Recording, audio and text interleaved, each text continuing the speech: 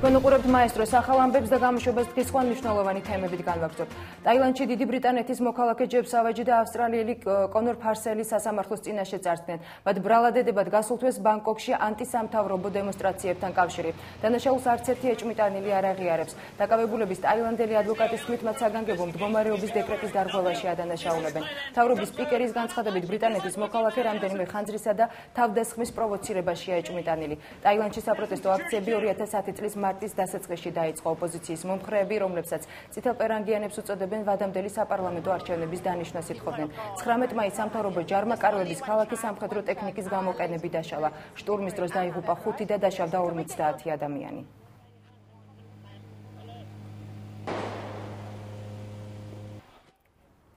ბანგლადეშში ხანძრის შედეგად 100-ზე მეტი ადამიანი დაიღუპა, ათობით დაზარალებული სხვადასხვა სახის დამწვრობით საავადმყოფოშია გადაყვანილი. რამდენიმე მათგანის მდგომარეობა კრიტიკულია, ექიმებს მათი გადარჩენის იმედი არ აქვთ. დაუზუსტებელი ინფორმაციით, სულ საავადმყოფოში 100-ზე მეტი დაშავებული იმყოფება. სახანძრო სამსახურის ინფორმაციით, ცეცხლის გაჩენის მიზეზი ელექტროტრანსფორმატორის ჯიხურის აფეთქება გახდა.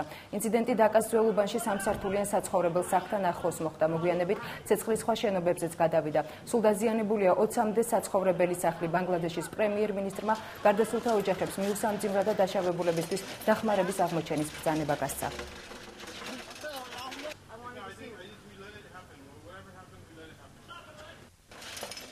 ამერიკის შეერთებული შტატების თავდაცვის მინისტრი რობერტ გეიტსი ინდონეზიელ კოლეგას სინგაპურში რეგიონალური თავდაცვის სამიტზე შეხვდა.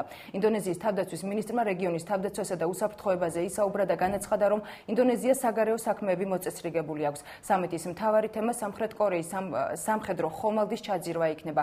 სამხრეთ კორეამ და ამერიკის შეერთებულმა შტატებმა ჩრდილოეთ კორეა დაადანაშაულა და ჩინეთს მოუწოდა ჩრდილოეთ კორეისთვის სანქციის დაწესებაში მათთვის მხარი დაეჭირა. ამერიკის შეერთებული შტატების თავდაცვის მინისტრი რობერტ გეიტსი თავის ინდონეზიელ კოლეგას სინგაპურში რეგიონალური თავდაცვის სამიტის კულუარებში შეხვდა. ინდონეზიის თავდაცვის მინისტრმა პურნომო იუსგიანტო, რომ რეგიონის თავდაცვასა და უსაფრთხოებაზე ისაუბრა და განაცხადა, რომ ინდონეზიას საგარეო საქმეები მოწესრიგებული აქვს, ძალიან ბევრი მეგობარი ჰყავს და არავინ ემტერება. ჩვენს რეგიონში სიმშვიდეა და ყველა პრობლემას მშვიდობიანად ვაგვარებთ. ინდონეზიას საგარეო საქმეებში ძალიან ბევრი მეგობარი და არც ერთი მტერი ჰყავს. სამიტზე როგორც მოსალოდნელია, მთავარი თემა სამხრეთ კორეის სამხედრო ხომალდის ჩაძირვა იქნება, ხოლო სამხრეთ კორეის პრეზიდენტი ლი ნუნგ პაკი მოხსენებით გამოვა. სამხრეთ კორეამ და ამერიკის შეერთებულმა შტატებმა ჩრდილოეთ კორეა დაადანაშაულეს და ჩინეთს მოსთხოვეს ჩრდილოეთ კორეისადმი სანქციის დაწესებაში მხარი დაუჭირონ, რადგან ჩინეთი ჩრდილოეთ კორეის მოკავშირეა. ამერიკის შეერთებული შტატების თავდაცვის მინისტრი აზიის ქვეყნების თავდაცვის მინისტრებს შეხვდება. ჩინეთმა ყოველწლიურ კონფერენციაზე თავის დელეგატები არ გააგზავნა, რის გამოც გეიტსი მათ ვერ შეხვდება. ამერიკის შეერთებული შტატების პრეზიდენტმა უკვე მეორედ გადადო ვიზიტი ავსტრალიასა და ინდონეზიაში, რადგან ეკოლოგიური კრიზისის გამო მექსიკის ყურეში უნდა გაემგზავროს. თეთრი სახლის პრეს-ტიმნის რობერტ გიბსის განცხადებით, ამერიკის შეერთებული შტატების პრეზიდენტი ორივე ქვეყნის ლიდერს ტელეფონით დაუკავშირდა და თავისი სინანული გამოხატა, თუმცა დაპირდა, რომ უახლოეს მომავალში ორივე ქვეყანას აუცილებლად ეწვევა. სამხრეთ აფრიკაში მსოფლიოს ჩემპიონატისთვის მზადებას განაგრძობს გერმანიის ეროვნული ნაკრები. გერმანელებმა დღეს პირველი ღია ვარჯიში მედიის წარმომადგენლებისთვის გამართეს. გუნდის მთავარი მწვრთნელი დარწმუნებულია, რომ მისი გუნდი მსოფლიო ჩემპიონატზე წარმატებით იასპარეზებს. აქვე შეგახსენებთ, პირველ შეხვედრას გერმანიის ეროვნული ნაკრები 13 ივნის ავსტრალიის ეროვნულ ნაკრებთან გამართავს. გერმანიის ეროვნული ნაკრების მთავარი მწვრთნელის იოჰან ლიოვის განცხადებით, იმის და მიუხედავად, რომ ნაკრებს ჩემპიონატზე გუნდის კაპიტანი და საუკეთესო მოთამაშე მიხაილ ბალაკი ვერ დაეხმარება, მის გუნდს ერთ-ერთ საუკეთესო ნაკრებად დაასახელება. ბალაკი სამხრეთ აფრიკაში ნატკენი კუნთით წავიდა. თავიდან ექიმები ვარაუდობდნენ, რომ ბალაკი შეძლებდა მსოფლიოს ჩემპიონატის მსვლელობისას გუნდის დახმარებას. მაგრამ ლიოვის განცხადებით, კაპიტნის თამაში მუნდიალზე გამორიცხულია. გერმანიის ნაკრებს ტრავმის გამო კიდევ 5 ფეხბურთელი გამოაგდა. ბოლოს გუნდს შალკეს ნახევარმცველი ვესტერმანი გამოეთიშა. რა თქმა უნდა, უდიდეს დანაკლის განვიცით ბალაკის და კიდევ 4 ფეხბურთელის არ ყოფილით. მაგრამ ჩვენ გუნდში გვყავს ისეთი ფეხბურთელები, როგორებიც არიან ბასტიან შვაინშტაიგერი და ფილიპ ლამი.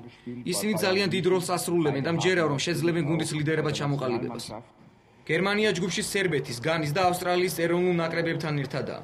გერმანიის ეროვნული ნაკრების მთავარი მწვრთნელის განცხადებით, იგი დარწმუნებულია, თუ შვაინშტაიგერი და ლამი შეძლებენ თავიანთი საუკეთესო თვისებების გამოვლენას, გუნდი მსოფლიო ჩემპიონატის მომდევნო ეტაპზე გასვლას მოახერხებს.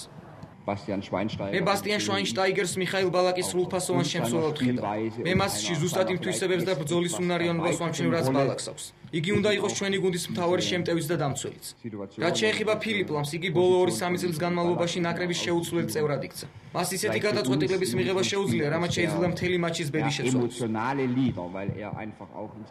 გერმანიის ეროვნულ ნაკრებს 1982 წლიდან ყველა მსოფლიო ჩემპიონატის მეოთხედფინალში აქვს ნათამაშები. სამხრეთ აფრიკაში გერმანიის ნაკრები თავის პირველ შეხვედრას 13 ივნისს ავსტრალიის ეროვნულ ნაკრებთან გამართავს.